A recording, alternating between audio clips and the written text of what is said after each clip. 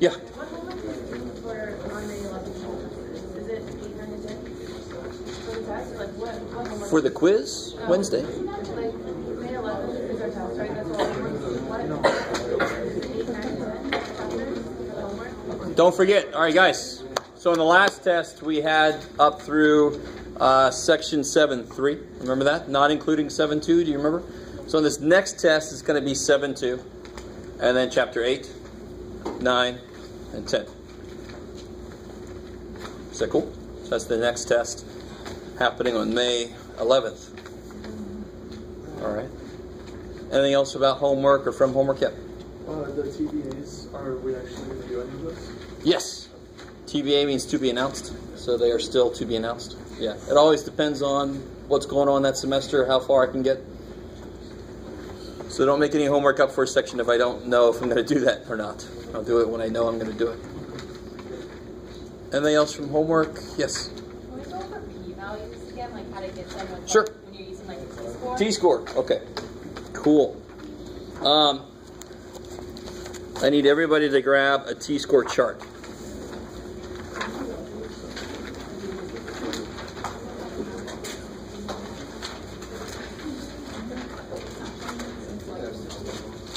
Whiteboard's got freckles. It's weird.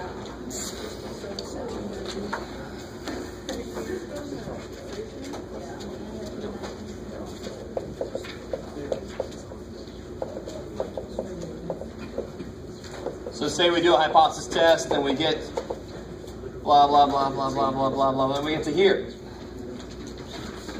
Right, the first step is your claim and the hypotheses. The second step is Z or T, and then we'll figure out, let's say we figured out we have to use a T-score.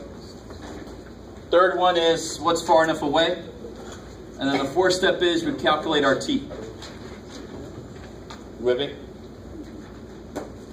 All right. Let's say I have a problem where N is 39. What you got, Jeff? And I get my T star to be, and alpha, let's say, is 0.05. And if H1 is this, what kind of test is it? How many tails? So I have a one-tailed test. One tail. Alpha 0.05. N is 39. And let's say I get my T star. Let me pick out a decent one. Let's say my T star is, you can do it, Jeff, 1.87. And I want to estimate my p-value. All right. Now this I would use on step 3 to figure out my critical score, right? You guys with me on that? This I could use on step 3 to figure out my critical score, right? To figure out my p-value, T-star is 1.87. What's my degrees of freedom? 38. And it's a one-tailed test, right? So look at your T-chart. Go to degrees of freedom of 38. What is 1.87 between on that row? Let me pull it up here. I'm trying to stay away from this guy.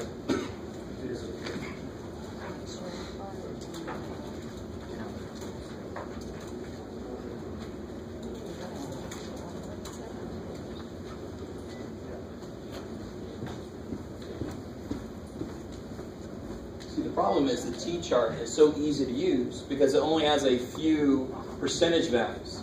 The Z-chart has how many percentage values? That's all it is. It's just a bunch of percentage values, right?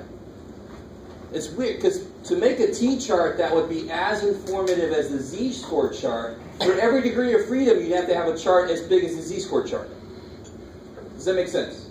Z-score chart is for degrees of freedom of large. It's got one chart. If degree of freedom was 2, I'd have to have a T-chart for that. For 3, I'd have a whole T-chart for that. Holy shit. So instead of that, they just decided to do specific, most commonly used alpha scores, right? For one tail, two tail. All right, let me pull this dude up.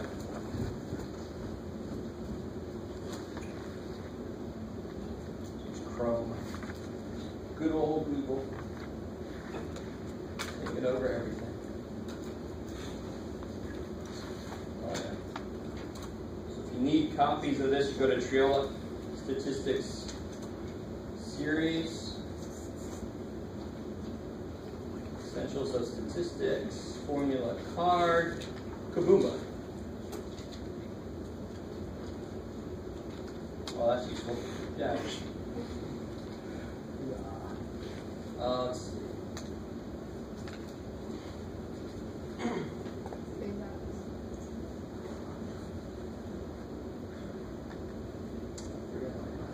Oh, sure. So, go with me. If you're playing along at home, here's your degrees of freedom 38.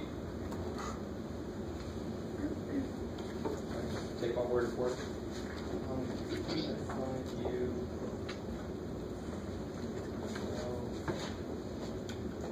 This will be so much easier.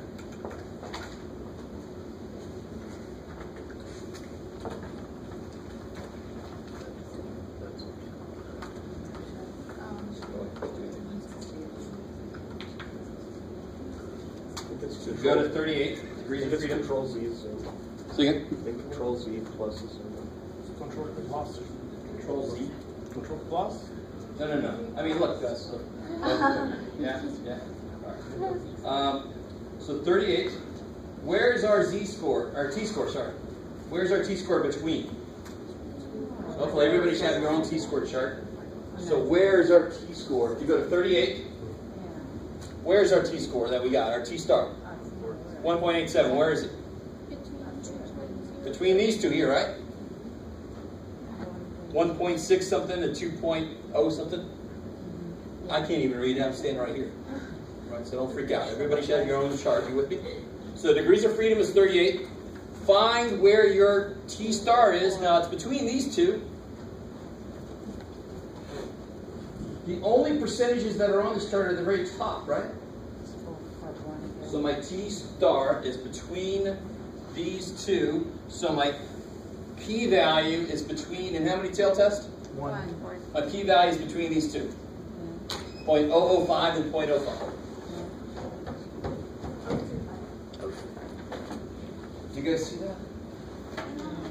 That's how you do it every time. You take your T star, you look at your degrees of freedom, and you find where's your T star. Then you go up and you say, oh, it's between these two, it's between these two. If it was a two-tailed test, it'd be between these two. That's all. I could do another example, but I would do exactly what I just did.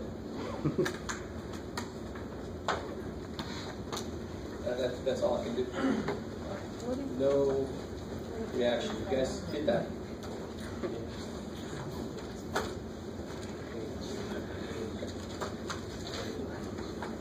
Here. What if the symbol is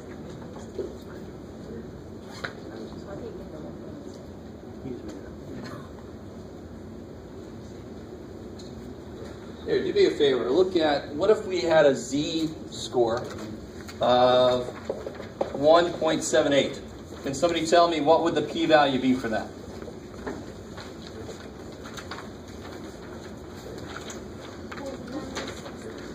Say again?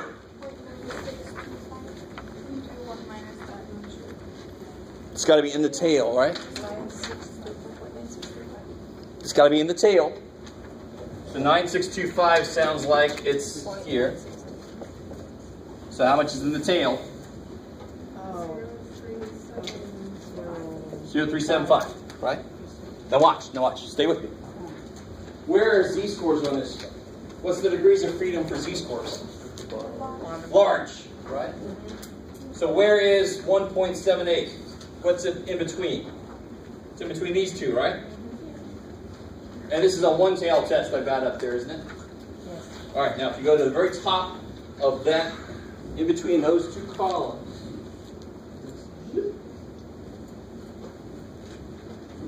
it says that it would be between 0.025 and 0.05, is it? What do we get? Oh, 375. Yeah, cool. All right. That's how you find it for the T-scores. The T-scores don't have a Z-score chart to look at. They can't be as specific. They can only give a range, because the only areas that's on the T-score chart is at the very top.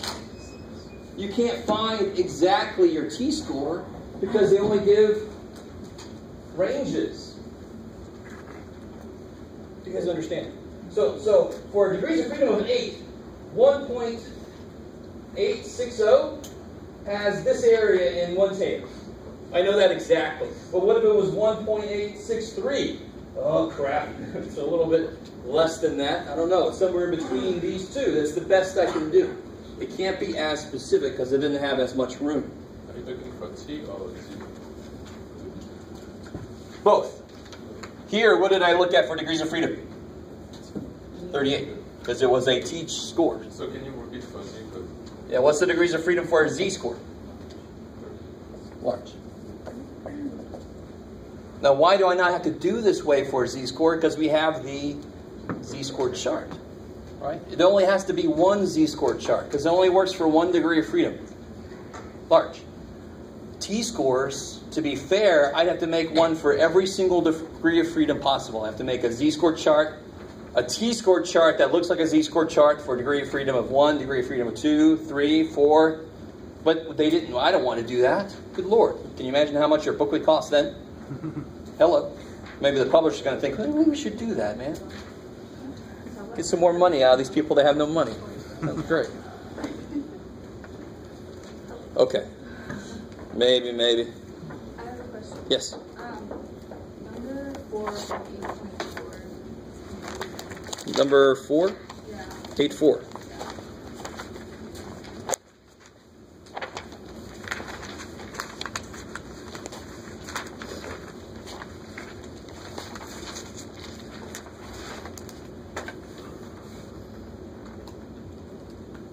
So let's see, assume that we use sample data from exercise 1, blah, blah, blah, with a 0.05 significance level and a test of the claim. Oh, okay. All right, I like it. All right, now watch. This is kind of neat, because this actually comes out in the stuff that I'm having you guys do today. If I do a one-tailed test, and reading through this, why is this a one-tailed test that they're talking about doing in the first sentence? What's the claim on number 4 in section 8.4? Claim is mean is greater than 9 or something? 90, okay. And that would be HO or H1? What's HO got to have? Does it have an equal sign? No, so it's H1. Thank you. Right? That's simple. Because H1 has always got to be the statement that sets up my rejection region. It's got to be the statement that has no equal sign. It's got to be the extreme statement. Greater than. So where would my rejection region be? Yeah, be up here. So if they use, now stay with me, with a 0.05 significance level. So there's 0.05 here. All right. So you guys get this. What confidence level would relate to this? Why is that a weird question? How many tails does a confidence interval have? 2. So if I wanted to keep that where it is, but make a confidence interval that would have this side, the upper side of it being the same place, well, how much would have to be down here? 0.05. 0.05. So what confidence level am I talking about? 90. I think that's their question. Let me read this again. Yes. What confidence level should be used for that confidence interval? 90%. Do you guys see the connection? When you have a one-tailed test, it's weird to try to connect it to a confidence interval because a confidence interval has 2 tails. So what you actually end up doing is doubling the alpha, right? Whatever's here, I make the same there so that this side doesn't move.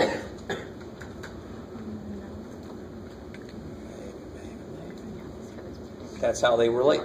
I like it. But if you had a 2-tailed test, that kicks ass. It'd be exactly the same for each. Maybe. Yes. Can you do 11? 11 and A4? Yeah. Was that cool for number 4? Yeah. Okay. So let's see, data set 11, list age of actress when they won Oscars. And they give you, that's nice of them. Use blah, blah, blah. Okay. Sure, we could do a little review of hypothesis tests.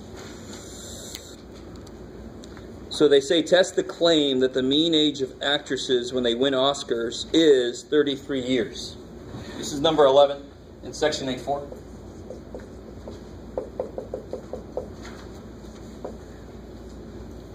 So what's the claim in Mathish? Good. Yeah, mu is 33. So which one is that? The null. I like it. Become a 3. There you go. So what's the H1? The alternate. Not equal to. I love it. You can't be more specific than that. The opposite of equal to is not equal to. You got to love it. Right? Okay, how are we doing so far? I have a question. Yes. Didn't you say there's one that's always going to have an equal sign and then it's not? The book, one way of doing this is to always make HO strictly equal, never less than or equal to. And the reason I disagree with that is, real quick little side note. I haven't made this happen yet because the book doesn't really make this happen, but here's the reason why. If my claim was, I think it's at least, the mean is at least 8. How does that look in Mathish? At least 8. Greater than or equal to 8. So which one is that? It's the null because it has equal. So if the book says this is always an equal sign, the book is full of shit. Sorry, Martin Trujillo. You understand. You are. So that's why HO has got to have room for it to be something other than equal to, because it could be. My claim could be at least 8. And then what's the alternate? Less than 8. Cool. So the thing that confuses me then is like what goes where then? Like is there, I just don't, for each different kind of claim, it just confuses me for what would go. Here's the beautiful thing. Translate their claim into a mathematical statement. Like we did here. Were you cool with this? The minute you've translated it, does it have an equal sign? Yeah. Yes. So it's HO. Okay. H1 is the opposite. So the HO Will always have the equal sign. So your first thing in a hypothesis test is find the claim and translate it into math. Because that's what gets the whole thing started. And then you don't even think about the claim until the very end. That's what gets the whole thing ended too, is what was your claim. It's got to have a nice bookend there. Alright, baby. So back to this. So is this a one-tail or a two-tail? Two-tail. And then if it's always, if they're like equal, it's always going to be two-tail, right? Instead of like greater than or equal or less than equal to, like, you know, this one. Oh, sure. 33. Exactly. Two-tail. So not equal to, and again, I don't know if I showed everybody this, but the symbol for this, in the textbook I learned from, the symbol for this used to be that. Less than, greater than. But we don't like that because that's kind of not right. Less than, greater than. How can you be that? So not equal to, yeah. How do we know it's 2 days? How do you prove this? Where would the rejection region be? Where do you want your sample to end up to show this? Does it have to be one side or the other? It could be either side. Two-tail. So to show it's not equal to, I can either have a sample that's way up there or way down there. So it's going to be a one-tail test. If you see a word like increased, we think it's gone down. We think it's less than it used to be. We think it's more than it used to be. Normally, two-tail tests are hiding. We think it is this. Although the opposite is it's not this. That's a two-tail test. Right? We think it's changed. We think it's different. Okay. What's the next step here? Yeah. Z or T score here. Why T? What two things? Yeah, N is 82, right? bigger than 30? Check. Do we know sigma or S? S. Now again, if you want to play along, this is the problem I'm working on right now. So they give me S. They're really nice. Actually, they give me the letter S, which don't become dependent on that. So that's really nice. I know it's sample standard deviation, so I know I have to use T-scores. T-scores were invented for when I only have the sample standard deviation, not the population. Cool. Okay. So I know I have to use a T-score, so now I can make what? Rejection region, kick ass.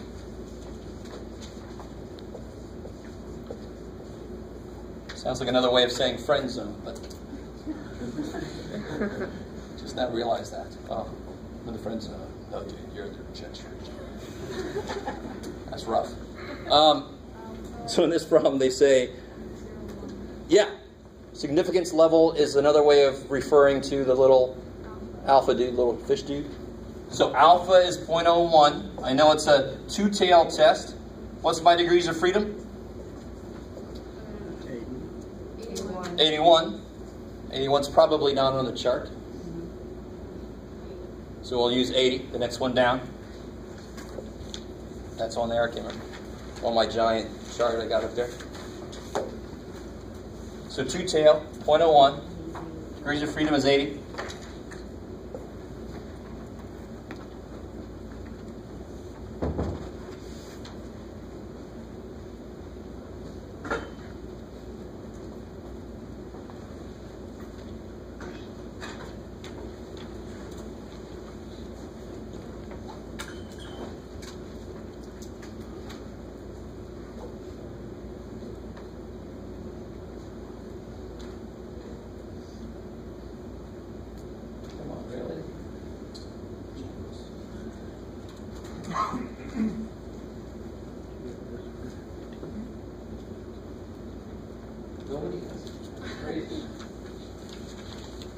It doesn't exist, it's not on the internet.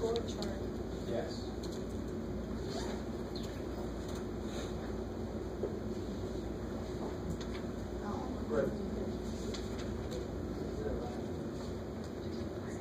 Focus. Good Lord. This is evil. Why would you even put that on there?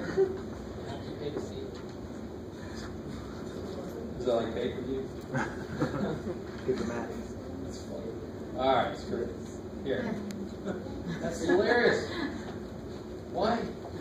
How are you so evil?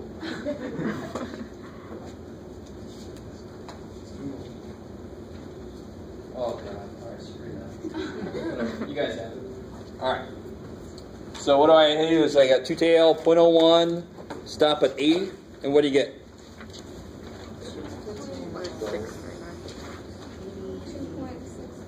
Beautiful. 2.639. So what goes here? Sweet. So how do I say this in words? If T star is less than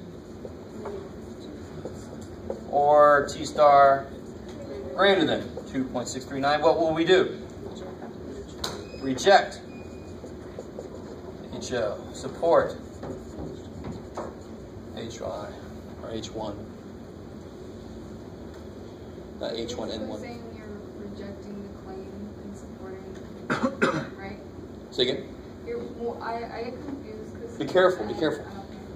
This is always written reject the null or fail to reject the null. Support the high or fail to support the high. It's not written based on the claim. The claim just happens to be one of those two things. So at the end, I worry about it. So if I reject the ho, support the high, I'm going to support the claim because the claim is. What was the claim? No, Jeff.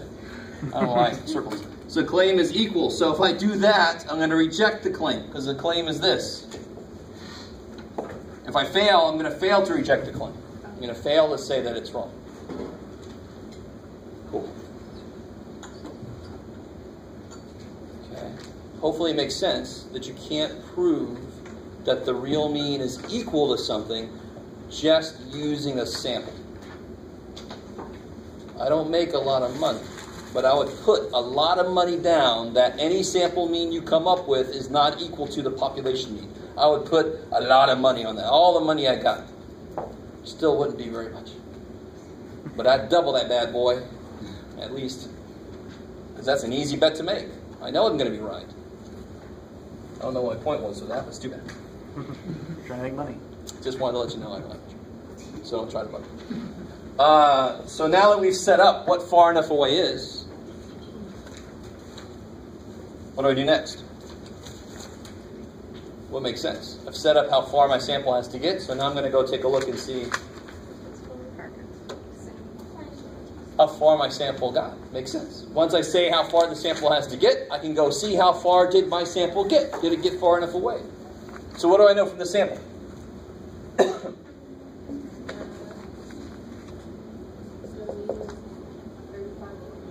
35.9.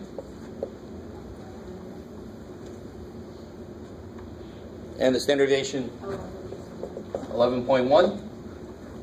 I like it. And I know some of you guys are doing the formula, which is perfectly fine, like this, but you've got to put it in your calculator correctly. You got to tell the calculator what the bottom is.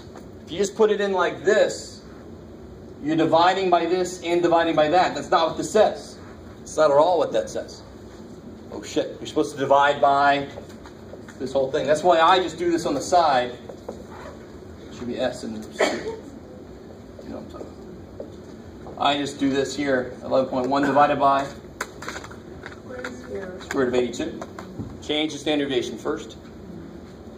Then my Z-score formula never changes. Yeah. But you can do it that way if you want to. Just put it in the calculator correctly. It's all I ask. It's not too much to ask, I don't think. Get the right number. So what do you get for the new standard deviation for groups of 82?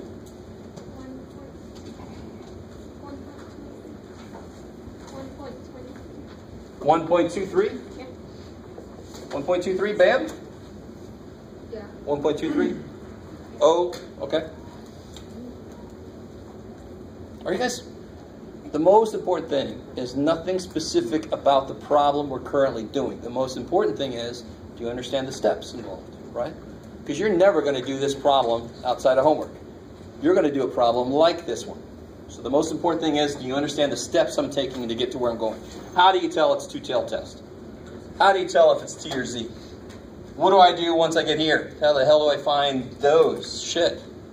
How do you know it's not like, we like failed to reject that, or like you instead? So if it's not this, then I must have failed to do these.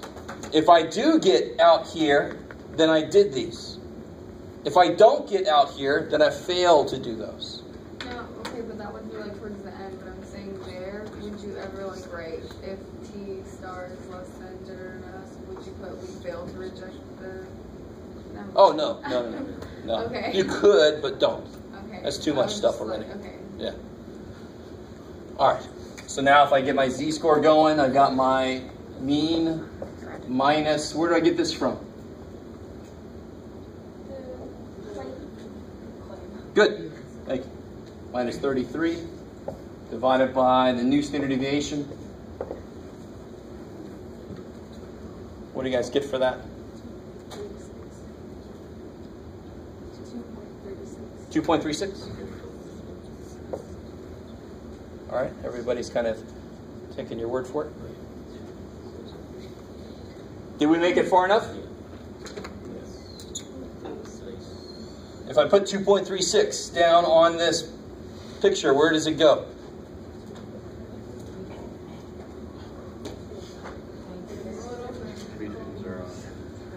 Because over here between, it goes right there, yeah, 2.36. I didn't make it in there. Shit. I didn't make it. I suck.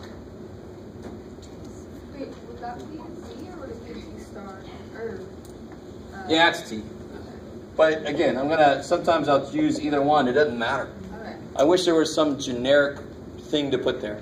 Because that is just a measurement of how far away my sample was. It doesn't really matter what I call it. But yes, officially that would be T star. But notice how it's the exact same formula as Z star. Exact same formula. It's crazy. Great. All right. So, real quick, well, based off of what we did earlier, can we get the p-value, an estimate for the p-value? Estimated p-value.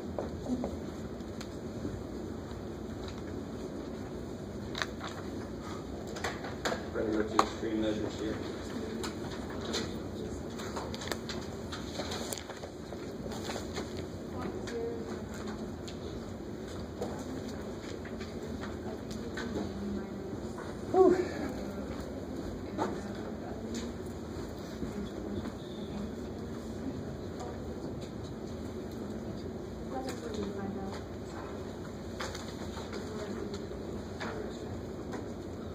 So let's see.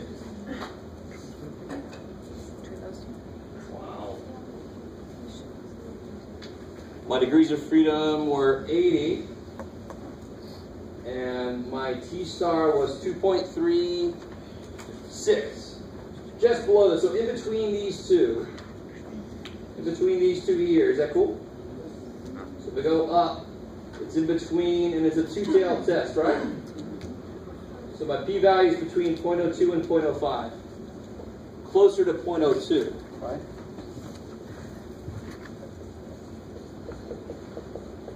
Gather T. P.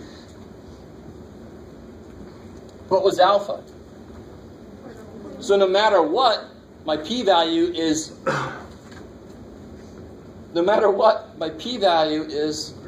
bigger than this dude. Shit. So P is greater than alpha. That also means we failed.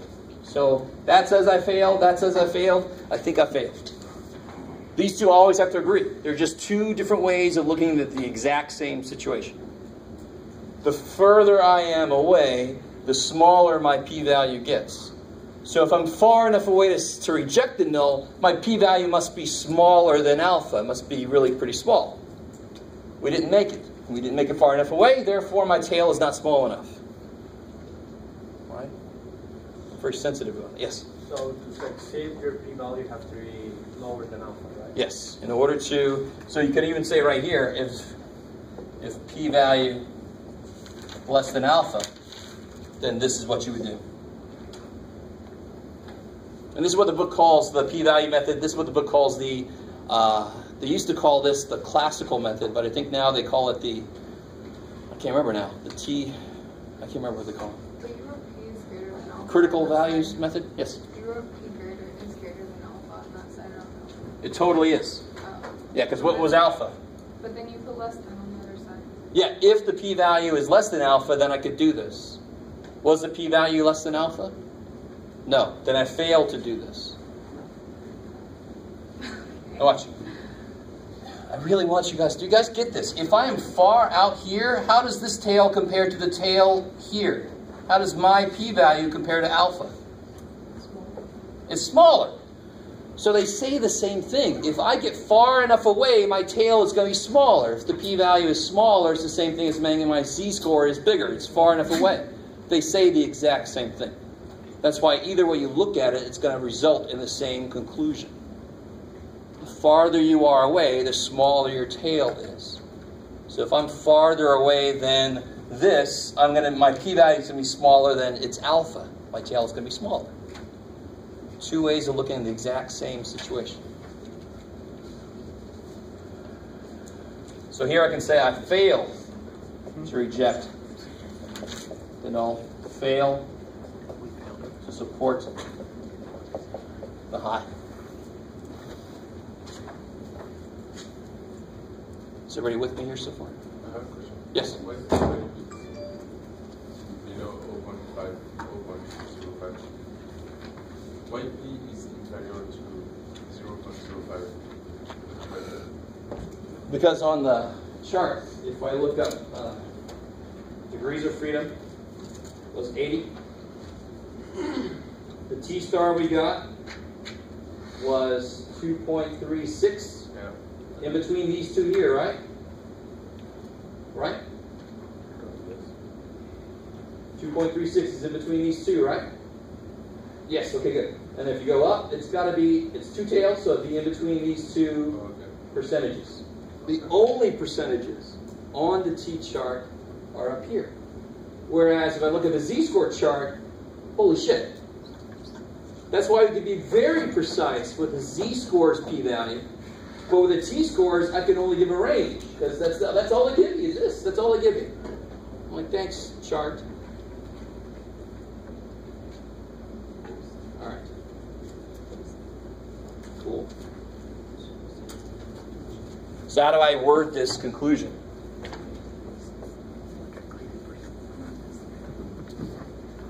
What's the claim? Which one was the claim? The hoe is the claim. That's right. It's a very strange sentence. The hoe is the claim. All right. And so the hoe says this, and we did what? We failed to reject. So since the claim is this, I use this language, not this language. That's how you pick which language to use. We have not found sufficient evidence to what? Reject. This language. To reject. There's no guessing. You don't have to do any guessing. You just say, my claim was the hoe. I use hoe language. I'm not sure what that is. I use this language, the one that refers to the null. That's the language I use. If my claim would have been the high, I would use this language instead. There's no ambiguity. There's no reason to just pick and hope. There isn't. Whatever your claim was tells you which one to use. Fail to reject. We have not found sufficient evidence. To reject. So you reject the claim that what? Mean age of actresses who get their Oscar or something, blah, blah, blah, is 33. So we can't say it's not that. All the English teachers and English people out there are like, double negative. Screw you. We have not found sufficient evidence to say that that's wrong. We can't say it's wrong, according to the sample. Did we get close? Yeah, hell yeah. I'm going to go take another freaking sample. Maybe a larger sample. I don't know. This makes me feel like maybe there could be evidence. If I go take a larger sample, if I take another sample, maybe I can find evidence. Now, if I go do that and I get one down here, I'll probably let it go. Like, yeah. But if I get, really closer, if I get in there, sweet, there. All right. Maybe. And again, that's why I used to teach this. It's not exactly true, but screw it. I used to say, we have not found sufficient evidence. I'm not going to say that it's right. I'm going to say we haven't shown that you're wrong yet. Right? No. I haven't said that the null is wrong yet. I've failed to reject it today. I'm going to try again tomorrow. I'm never going to accept it. But that made it sound like it was too personal. It's just that I can't prove it's equal to. I can never accept it. I can never show that it's equal. I can just keep showing that I can't find enough evidence. I can't find enough evidence, and eventually you go, well, shit, maybe it's right. But you keep trying if you really think it's wrong. All right. What are we doing? Yes? I have a question on a different problem. Sure. So on number 18, it doesn't give us a significance level. Is there a way to find the critical Z or T without it? Oh, yeah. 18 and 8.4. So the thing with, normally if they don't tell you, either you're going to get like a p-value of 0.0001 or like a t-score, a z-score of like 9. If I got a z-star or a t-star of 9, I don't care what the alpha is. That is evidence. That's way the hell out there. Forget about it. So would we just Or you use the most commonly used level of confidence, which is what? 0.05. Yeah, that's the one we've been using since a way long time ago. Unusual started at 2 standard deviations. Well, what percentage is outside of that in a normal curve? 5%. So 0.05 is the standard backup go-to thing if they don't say. So you'd use alpha equal to 0.05 if they don't say. Yeah. I hate the fact that they don't say in some of these, but you just got to use that. Cool.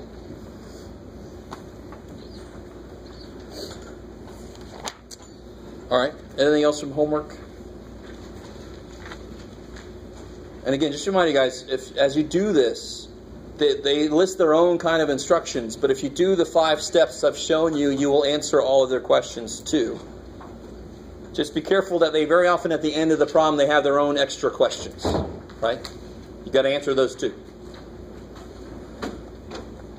All right, so let's do this. I want to get into chapter 9 a little bit. Here's the nice thing about 9. You could look at this 2 different ways. The nice thing about 9 is it uses the exact same steps. You with me? So some of you guys are like, oh God, I'm so sick of this. But some of you guys realize, oh thank God, we're not doing something brand new. All right, so you can get further. The only difference with chapter 9 is this. How many samples are we always doing so far in these hypothesis tests? How many samples are we actually using? 1. We're only using 1 sample. But what if I wanted to test about the differences between the mean grades in here between men and women? Right, we already did like the whole confidence level thing. But what if I wanted to use a hypothesis test between them? I need a Z-score formula that has room for 2 samples in it. So let me try to show you how to create that. So all the steps will be basically the same. Another difference will be, if I want to talk about the difference between men's and women's grades, how many populations is that? 2. So my statements are going to have 2 populations in them. Sounds a little freaky. Well, let's try it out.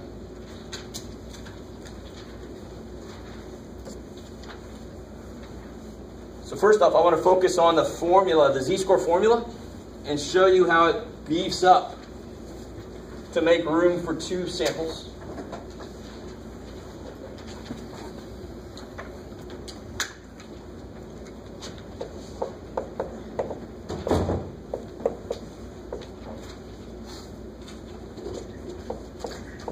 Right now, I'll do this.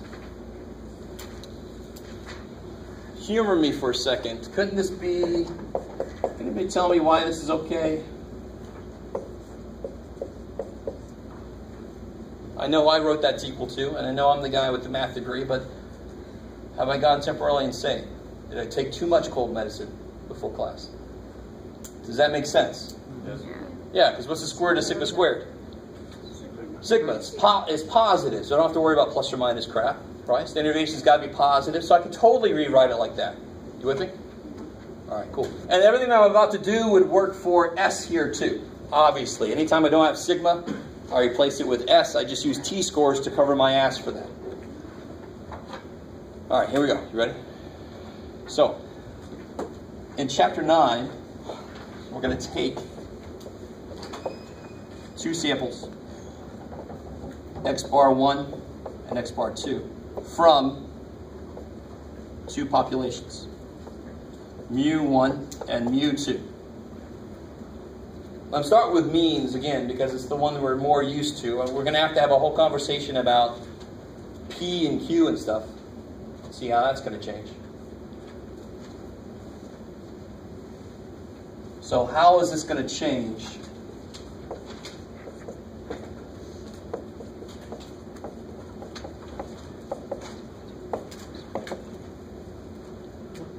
All right, so here's how this is going to change. So these are going to be tests about, so tell me, what could a claim be about men's and women's grades, for example? Or about, here's an even better one. If I'm going to test a drug out on a group of people, so I have a sample of people that get a placebo and a sample of people that get the drug, what would my claim be? What could it be? The drug has no effect, right? That could be my claim. And I'm trying to fight against that. I'm actually trying to show evidence that that's wrong. So the drug has no effect means that the average, whatever it is I'm measuring here, the average cholesterol level in the placebo group is going to be the same as the average cholesterol level in the actual drug group. You guys with me? So there will be no difference. So there's a test of a claim about the difference between the means. All right. So then my Z-score formula would be, so instead of 1 sample, I've got 2, right? Instead of 1 population, I've got 2. It's crazy. This is where people really start to doubt me, but it's the same freaking Z-score formula. I'm just doubling everything because now I got 2 of everything. Now here's where things get a little bit freaky about on the bottom. This is why I rewrote this a little bit, so this didn't freak you out too much. But I just need to make room for 2 of these bad boys. One of them and another one. So it's the exact same formula. I've just doubled every element of it.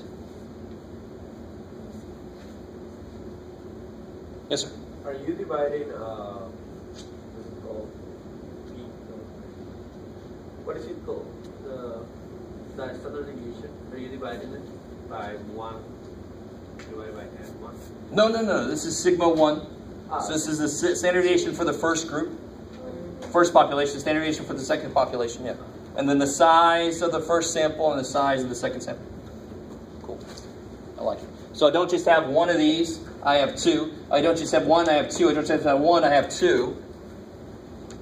And I'll tell you this right now, every single problem we're going to look at will have a null where the means could be equal. Equal, less than or equal to, greater than equal to. If the means are equal, what is this? 0. 0. I like it. So normally our formula is going to look like that. So I like to think of this as, when I calculate the z-score, it's telling me how far apart these 2 samples are from each other in terms of the standard deviation of the whole thing. That really will tell me. If they're really far apart, then that means that they must be different. If the z-score comes out small, then they're not far enough apart to say that they're different. Now I really want to make sure you understand. X bar 1 and X bar 2 will completely be different. More than likely. If they're not, I wouldn't do the test. I'm seeing if they're different enough to say that the population means are different. So if my z-score comes out to be 0.3, they're not very far apart. Therefore, the populations could be the same mean. I haven't shown enough evidence to say that they're different. So then my drug, I couldn't take it to the market, right? I didn't show evidence that it actually does anything. The FCC, the Federal Trade Commission, they're going to say no. Well, where are they? Who's the group? I can't remember. I need a new drug. All right. So every single step is the same. When you get to the step 4, you're going to use this formula to calculate the z-score. That's one difference. Yes, sir. Why do you cross out B1 and minus B2? Because the null is always going to have the equal to. So we're going to assume that these are equal. If those are equal, this is 0. Cool. In the real world, you can have a claim like, I think the mean time to relief for this medication is 10 minutes faster than the other one, so that the subtraction of them would be 10. We're not going to get that in depth with these. Normally, they're going to be considered to be equal as a null hypothesis. We're trying to show that they're not equal somehow, that they're greater or less than strictly. Okay, maybe. All right, so let's try a problem out. I just happen to have one. Let's do this. So there are 2 sides to this. Don't freak yourself out. Don't look at number 2 yet.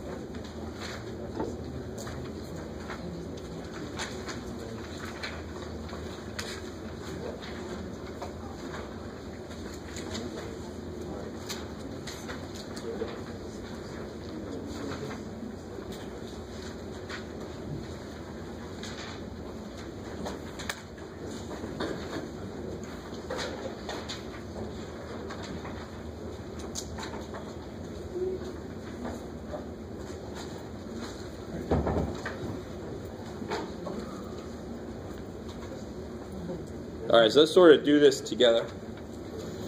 Especially because the first thing I put up there is the confidence interval. It's a little freaky little thing.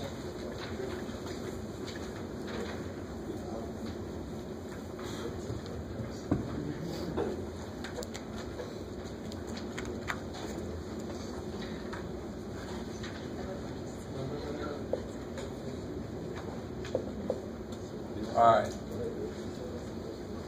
So you can see my two samples. And the first question you might ask is, all right, if I'm going to have two samples, what the hell is my degrees of freedom going to be? There's actually more than this way to do it. This is the simpler method. So thankfully, we're going to choose that method. You can get really interesting ways to find degrees of freedom, especially when you start. Now, notice we're only comparing two samples. That's all we could do with this equation. We can only compare two samples. There's other tests that can compare 7 samples against each other at one time. And then degrees of freedom gets a little bit more weird, trust me. But right now, what we're going to do is, degrees of freedom is a smaller one between the two. We're just going to be more conservative like we always are. So for the 95% confidence interval, first off, let's list our stuff. And notice what's important here is to identify what the 1 stuff is and what the 2 stuff is. Right, very technical speak. You want to identify population 1 that's going to have mu1, x bar 1, n1, all that kind of stuff, and you want to identify population 2. So who is going to be population 1? Sure, women. So women is 1. So what's x bar 1? 82.4. What's S1? 12.571. What's N1? 22. Cool. So men is 2. What's x bar 2?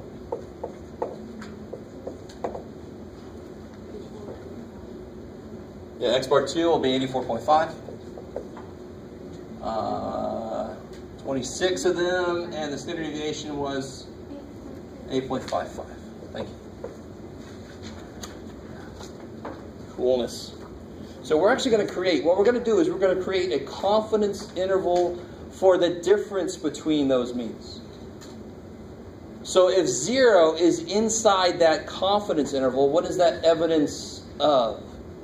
Or what have we not found evidence against, actually, is a better way. If 0 is in that confidence interval, we have not shown that the means are, you can do it. If we're making a confidence interval for the difference in the population means, if 0 is in there, 0 would mean what? That the two population means are the same. So if it's in there, we have not shown evidence that they are not the same. Cool. So that would sort of relate to a hypothesis test where we fail to reject the null. Would that be the claim? So the very first thing we're doing, and the very first thing is confidence interval. So there's no claim, there could be, but there's no formal setup for it. We're just making a confidence interval. The beautiful thing about confidence intervals are, they're just based off of your observations. You don't have to have a claim to make one. You can always just make one, and then see what the hell it looks like, and then go from there. So I've got my formula. Somebody help me out. What do we still got to figure out? I got everything for the formula except the t-score. What's my degrees of freedom going to be?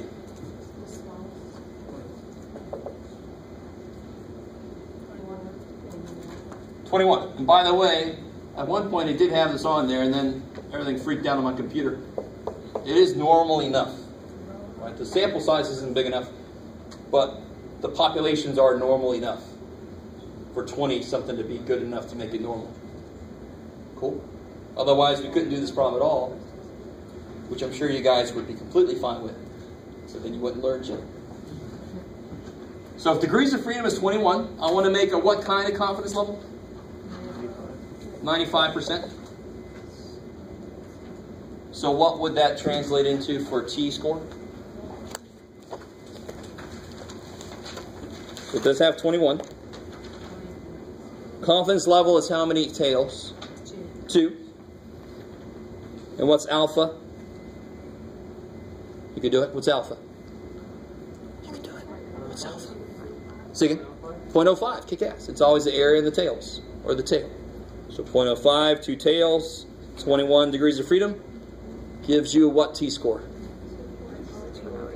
2.08?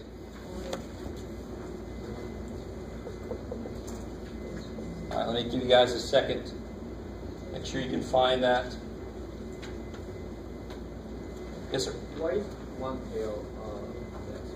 It's not one tail. No, why is it 2 tails? When you make a confidence interval, how many tails do you always create? Yeah. So see, the alpha is always the area in the tail or tails. And a confidence interval always makes 2 tails. So to use that chart, you have to know what alpha is. Confidence interval has 2 tails, so then alpha is the amount outside 5%. 2 tails, cool. I like it.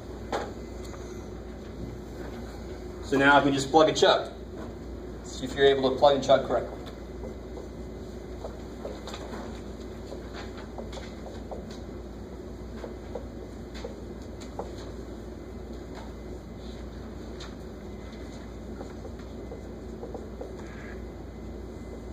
The easiest thing to do is what I just almost forgot. Square these bad boys. So these are actually the what? Variance. I love it. S squared is variance.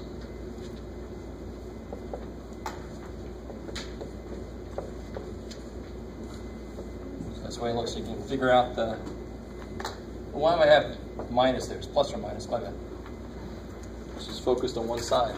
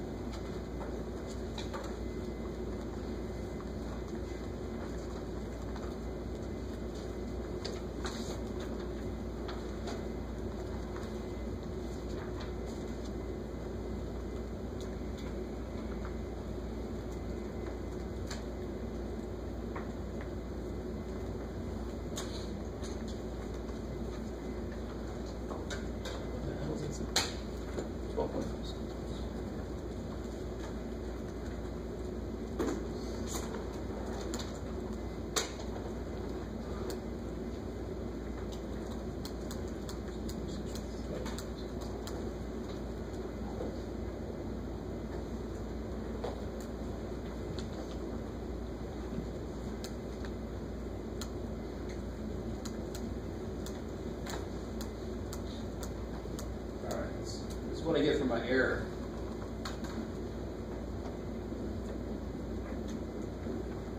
Yeah.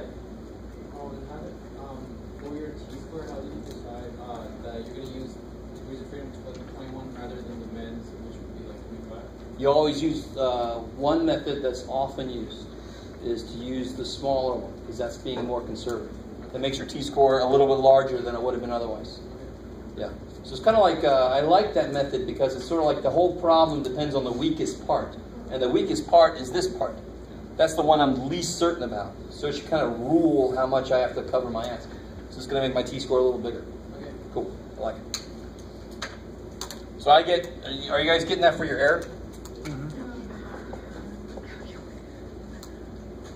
That or something roughly?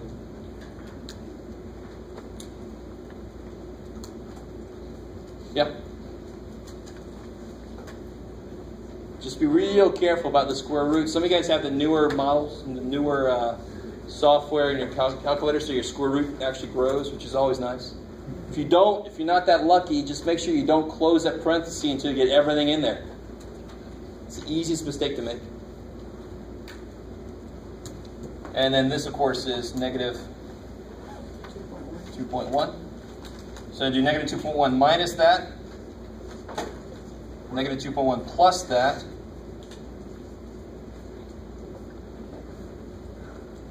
so I get the confidence interval for the difference in grades between men and women is between this and this, right? That's the confidence interval.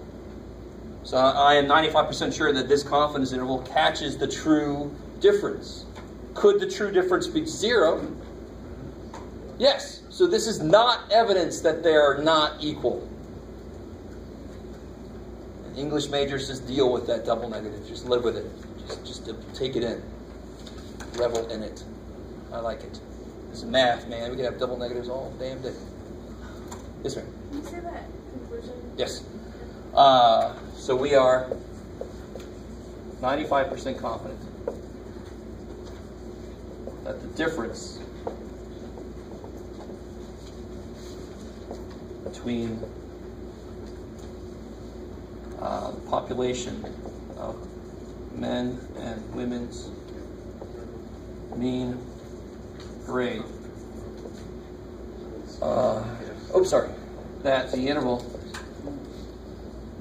here I am saying it backwards, negative 8.68 to 4.48 contains the true, we are 95% confident that the interval that contains the true difference between the population of men and women's mean grades.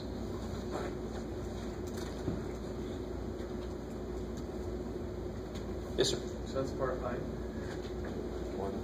Yes, that's part 1. Yay! One step of the first part of this problem down. I like it. Now, of course, the main reason it took a little longer was 2 things. I'm explaining as I go, and the formula is a little bigger than normal because it has to have room for double the information. But we're finally getting really close to true, real life.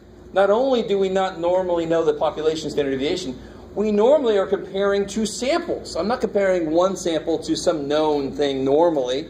Sometimes I am. So I'm not saying everything we learned is crap. But most of the time, I'm comparing one sample from a population to another sample of a population. These are the formulas I'd actually have to use. Okay, maybe. But I could still do everything that we did before. The wording is the same, basically. The work is the same. Find the error first. That kind of work is the same. All right, maybe. Okay.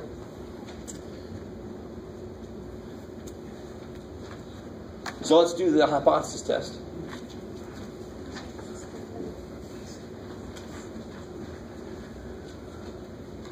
So everybody got what they wanted from this?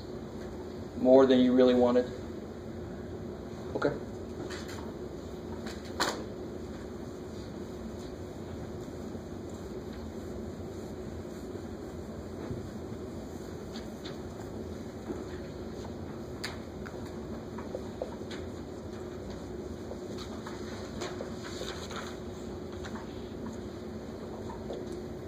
So now, part 2, test the claim that men and women have the same mean grade. So what's the claim?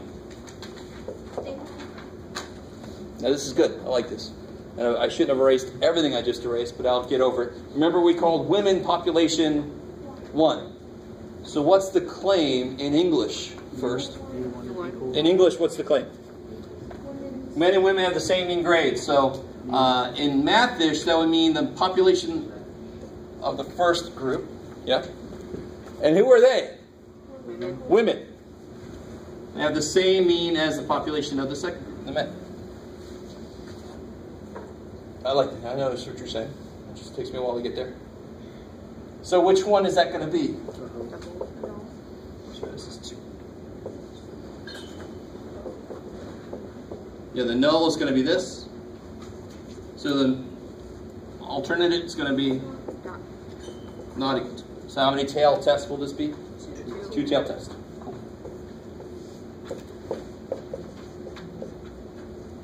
Let me stop there for a second.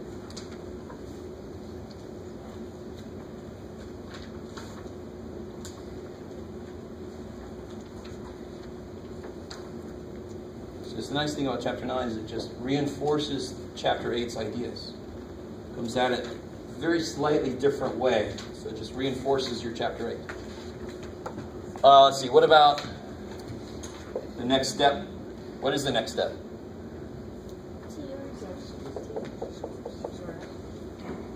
So again, we assume this is normal. I told you it's normal, so that's check. But what do we have? Do we have sigmas or do we have S? We have S's. S is known. So I use t-scores. Makes sense. We just use t-scores for the corresponding confidence interval. Makes sense. So it's normal, because I told you. And we know only S. We don't know sigma for either one. So we have to use t-scores. And the funkadelic thing is, let me see if I manage to do this. For the rejection region, my degrees of freedom will again be 21. Alpha is what? Please tell me I remember to put it there. Yes, I did. Yeah. Alpha is 0.05. And because this is a two-tailed test, how does that match up with the confidence interval we just did?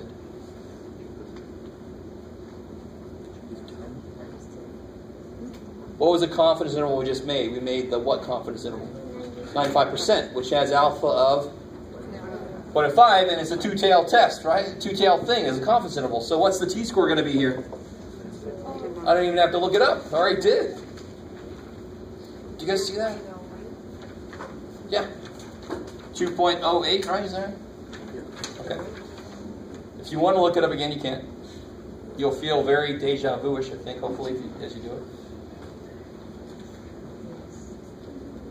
Because it's a two-tailed test. This kind of goes back to what we were talking about earlier. Because this is a two-tailed test, its t-score perfectly aligns with the confidence interval of 95%. Because it's also two-tailed. The problem we had earlier, the test was one tail and the confidence interval was 2. That's why we had to double that bad boy. I don't know if you remember that from just a little while ago. If you don't remember any of that shit, you'll get this even if you forgot. You look it up, you'll get this. How many tail tests? 2. So I got to put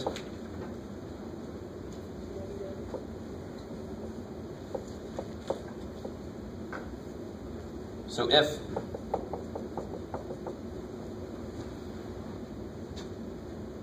T star is less than negative 2.08, or T star is greater than 2.08, we will reject the hope,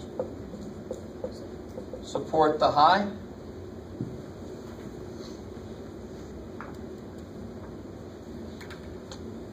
to think after this class maybe several of us support the high. So part D, now that I've set up what far enough away is, where my sample must get to show evidence that the mean this can't possibly be true, right? So now this middle represents there's no difference.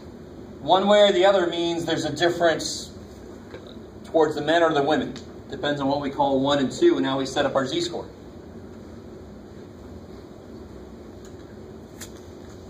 So now what do I know from the sample? Same stuff here, right? So I know, that's why I wish I hadn't erased it. X bar 1 is 82.4, N1 is 22, S1 is 12.571, X bar 2 is 84.5, N2 is 26, S2 is 8.55. So now I put the formula down here. X bar 1. So how far apart are these samples from each other? The samples are different, but are they different enough to show that they're not equal for the population? Samples can only show evidence because they're not the whole population. Square root of S1 squared over N1 squared, Jeff, there you go, plus S2 squared over N2. Now if you'll notice, there's a lot of similarity between this formula and the formula for the confidence interval. The confidence interval is X bar 1 minus X bar 2 plus or minus T times the square root of blah, blah, blah. This one I'm solving for, and actually that should be T technically, but who cares? It's X bar 1 minus X bar 2 divided by the standard deviation to get me the t-score. Right, so you have a lot of the same kind of calculations going on. So see what we get. We do this up here in the old calculator.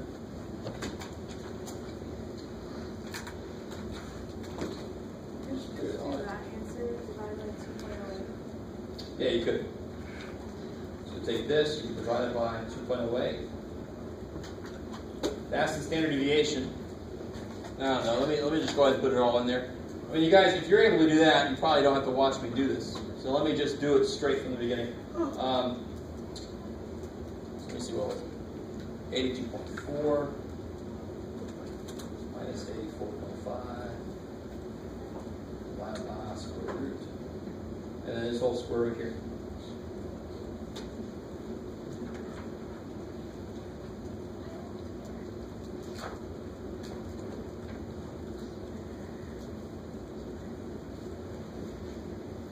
All right, looks good. Blah, blah, blah. So at the top of the parentheses, I have the bottom in parentheses under the square root.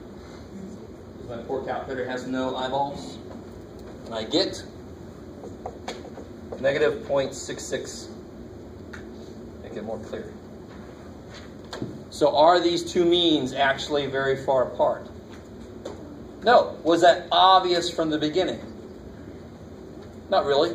A little bit. I mean, look how large the standard deviations are. So this distance isn't really all that much, but I really don't have a good measure for it until after I've done this.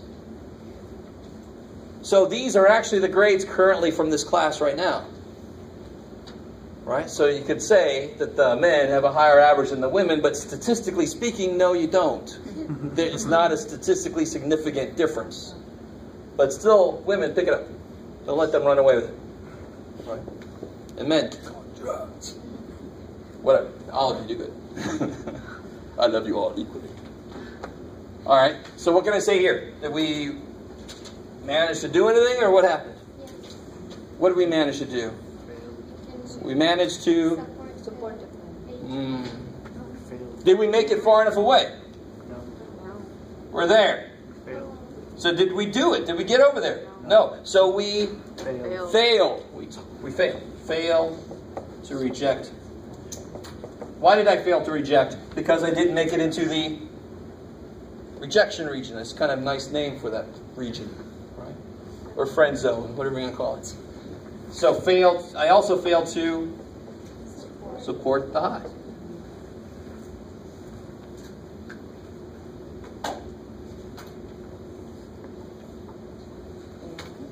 I like it. Are you guys cool with that language? All right. So if you want me to come support you at your track meet, but I failed to reject an offer for my parents to come over for dinner, then I failed to come support you at your track meet, right? I can't. Do you understand me? They're saying the same thing from two different directions.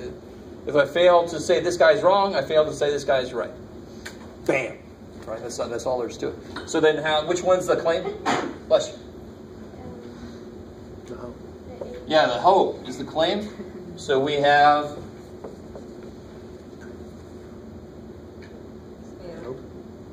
we failed. So we have not found. So failed translates to not found. Sufficient evidence to. Oh, weird writing the whole word sufficient out. Sufficient evidence to reject the claim that the mean grades for men and women are the same.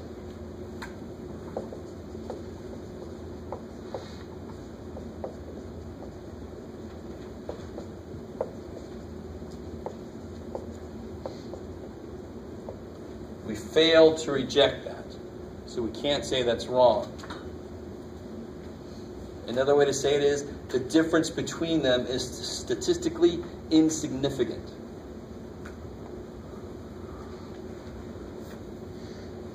All right, maybe.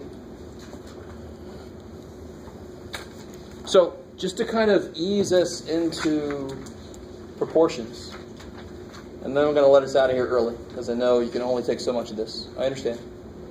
I can only give so much of this.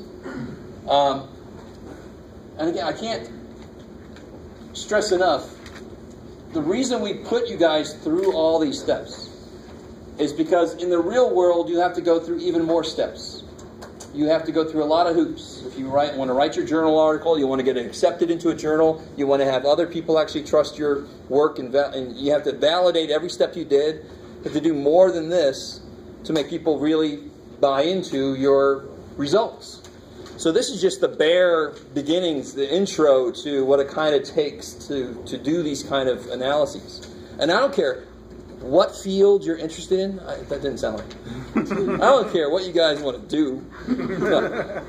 It doesn't matter what field you're interested in. Every field has to analyze data associated with it.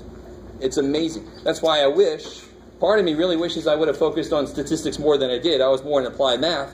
Because to be a consultant and just go from, everybody needs a statistician. Everybody nowadays needs a statistician. So it's like money and you can travel and stuff. I'm like, man, that would have been cool. But I love teaching, so hey, it works out. All right. So I want to ease us into this next level. I want to make some stuff about that other side make a little more sense before we jump into a problem. Has everybody got another one from this year? Okay.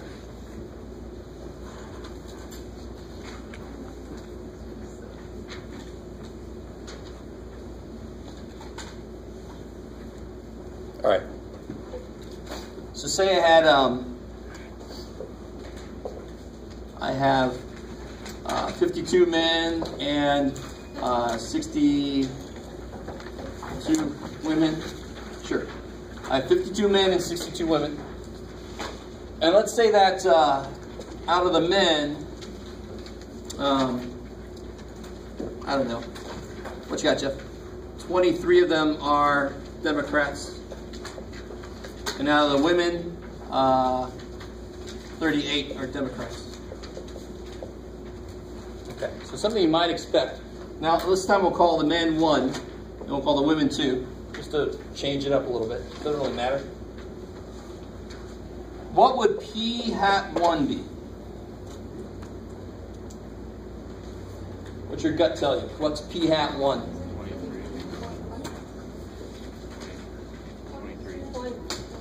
Tell me what you're doing. 23 over 52. Yeah, 23 divided by 52. It's just the percentage I get from group 1. Right? Ooh. Not a big deal. So what'd you guys get, I'm sorry? 0.4? 0.44. 2. Okay, thank you. And what's P hat 2? 38 out of 62?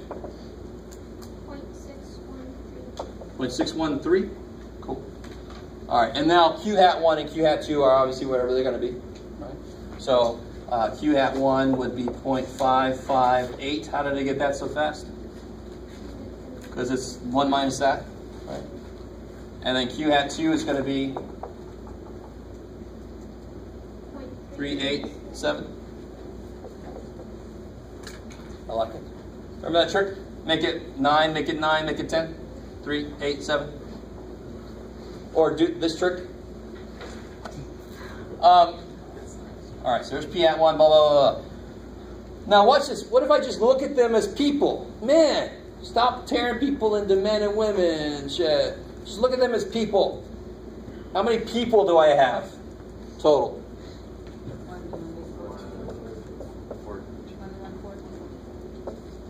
Yeah, I got 114. Cool, I got 114 people. And how many total Democrats do I have? 61. Yeah, I got 61. Cool. So what's the percentage of Democrats in general in this group of people if I don't break them into groups? Who? Who do what? 535? Why does it make sense that it's between these two? Because it's sort of, not exactly, it's really, you can't average percentages, but it is sort of an average percentage, right? And that's why we give it the symbol that makes total sense, if you let it. What do we normally put on top? What do we put on top of X? You want to take the average? A bar. So what do we put on top of P? You want to take the average? Bar. Bar. Sweet. So it kind of makes sense. It's kind of like the average percentage. It's kind of like, don't break them into groups. They're just people. Come on. Sorely created people. So what's Q bar? I just like saying that. Q bar. What's Q bar?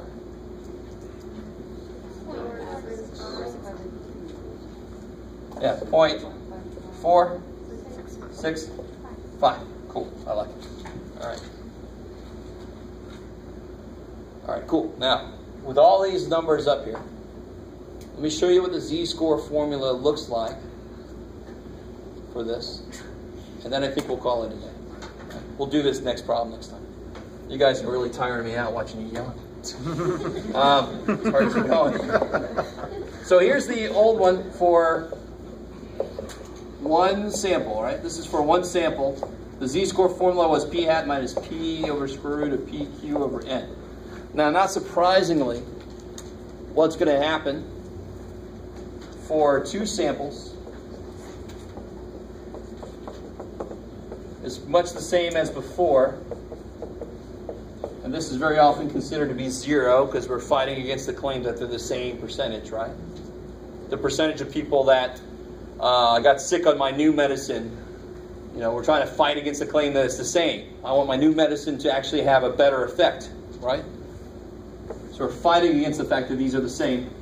And now on the bottom, it's going to be the same idea as before. It'll be, and now I got to be careful.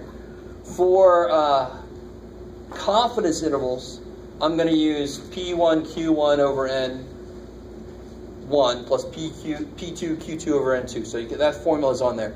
For hypothesis tests, we never use sample data down here. I don't know if you remember. Remember in this one, there's no hat on these?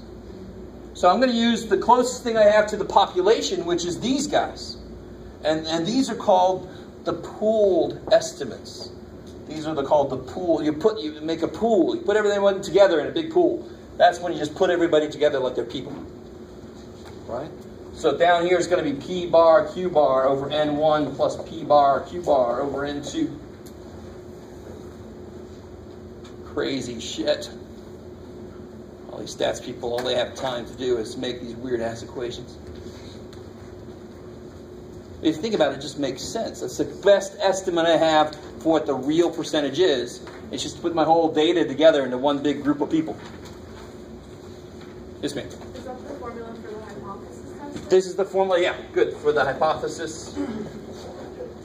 For confidence interval, it would be this. You can do it, Jeff. Still always Z-score, right? That's beautiful about NPQ problems. You just got to check. Here, now, you ready? You got to check NP1, NP2, NQ1, NQ2. You got to check all those hatted things.